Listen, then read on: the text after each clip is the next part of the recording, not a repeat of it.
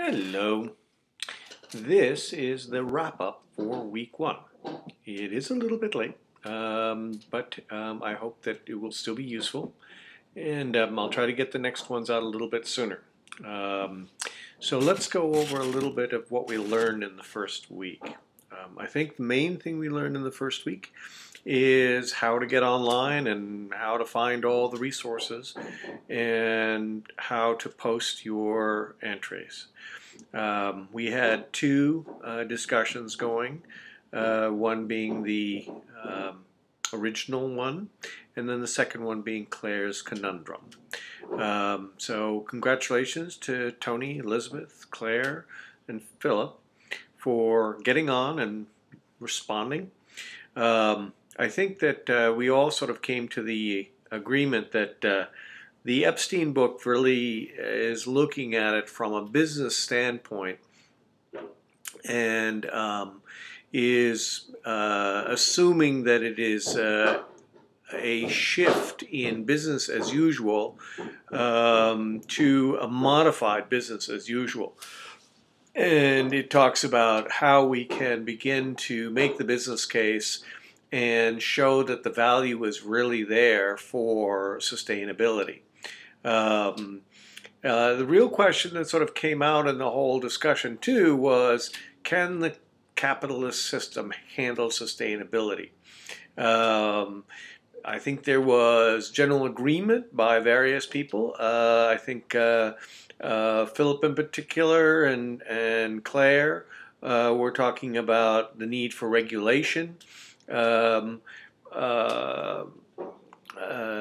Jose and also Tony were talking about the lack of incentives that didn't really help them to sell the sustainable product.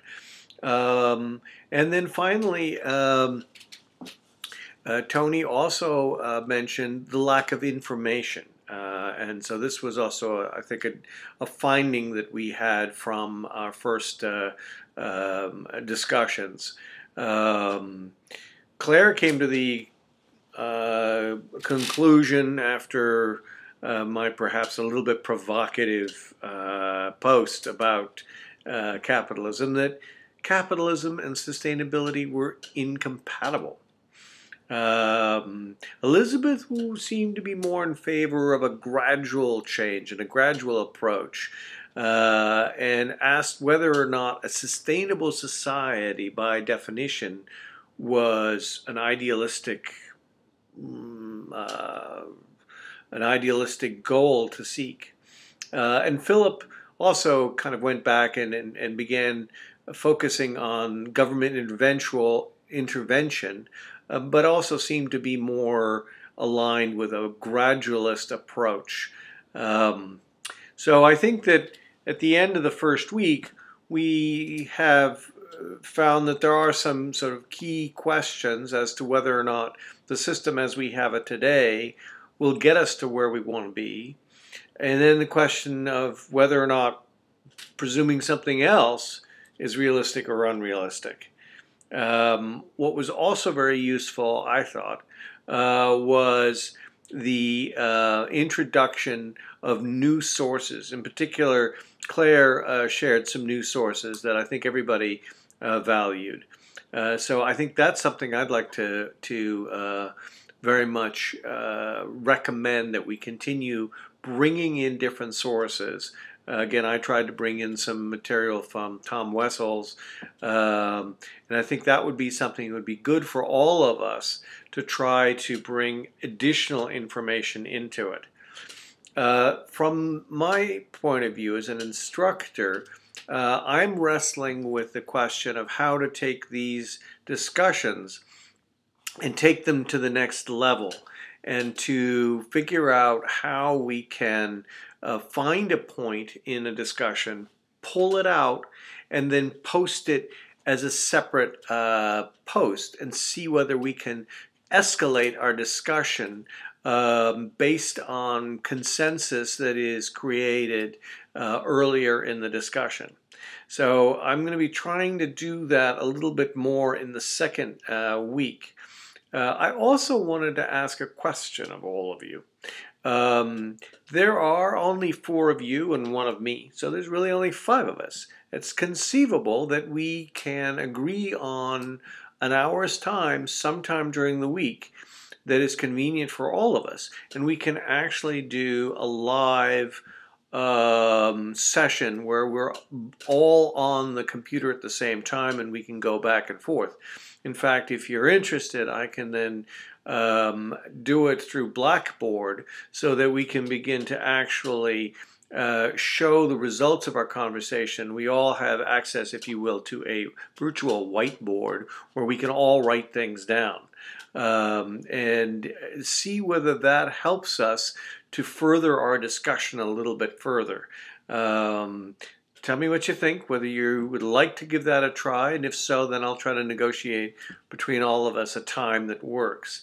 In the interim, what I am trying to do is trying to both respond to your responses as an instructor and give you some guidance in terms of how you can make your post better,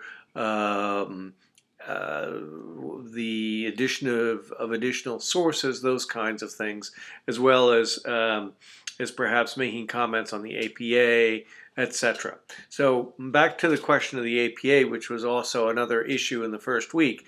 The second discussion was about the APA standards, and we all seem to be in various stages of, oh gosh, this is a hard thing to write about because it's not something we think about all the time.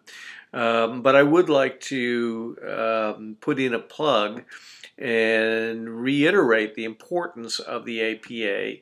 We are conducting academic exercises here, and part of the value of academia and the knowledge that we bring to bear in this channel is that we agree upon a set and finite way to document what we're doing so that it's more than simply just a casual conversation. These are facts and documents that can be referenced, can be verified. So the conversation takes on a somewhat more serious and somewhat more formal structure. And to that end, I think the APA is very, very important, and I'm going to be encouraging you all to use it and to let it help inform your writing style as well. So again, in the following week, that we're going through right now, I will try to see how I can get our conversations to reach consensus and to move forward a little bit more beyond where we were able to get to in the first week. However, I should say this, I'm thoroughly enjoying the discussions with you, and I will try to be a little bit less assertive in opinions and perhaps a little bit more assertive in terms of instruction and guidance. And I will try to prod all of you to do the contribution of ideas. So look forward to working with you for the following week, and it was a great first week. Thank you. I'll be back on this channel next week.